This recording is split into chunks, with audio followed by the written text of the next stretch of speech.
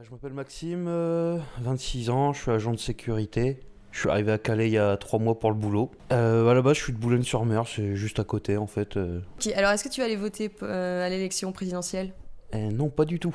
J'avais voté en 2012 par procuration. Déjà, j'avais pas vraiment envie d'y aller la dernière fois. Donc là, je vais continuer, rester sur mes idées et ne pas y aller. Parce que pour moi, tout le système politique actuel, c'est plus ou moins de la merde. Et pour moi, la solution pour redresser le pays ne viendra pas des politiques. Ouais, pour moi, la solution, ça doit venir du peuple. On reprend un peu nos droits par une bonne révolution à l'ancienne.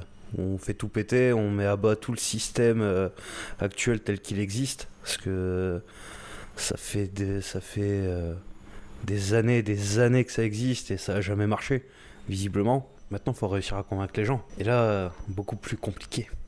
Parce on doit être peut-être qu'une poignée dans mon cas en France. Puis bon, avec tout le système actuel tel qu'il est fait, ça motive pas les gens pour la révolution. Tu sais, les gens ils rentrent du travail, ils se mettent devant la télé, c'est tout, ils ont plus envie de bouger. Qu'est-ce qu'on fait après la révolution? Après, c'est très utopiste.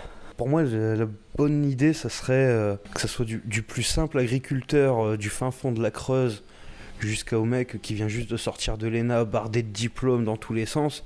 Tous ceux qui sont motivés pour vraiment essayer de remettre le pays dans le droit chemin, on met juste leur nom dans un grand bocal et on fait un tirage au sort. Et c'est eux, parce qu'au moins il y a plus de. Pour moi, il ne peut plus y avoir de système de corruption, tout ça dans les votes ou quoi, comme on peut voir là avec les primaires où il y a des attaques, les élections américaines où les Russes auraient piraté tout ça. Enfin, c'est que je pense qu'il faut une vraie révolution et un système de tirage au sort où ça serait là vraiment n'importe qui a sa chance. Parce que je pense pas que le mec qui sort de l'ENA il soit spécialement plus qualifié pour parler d'agriculture qu'un agriculteur, quoi.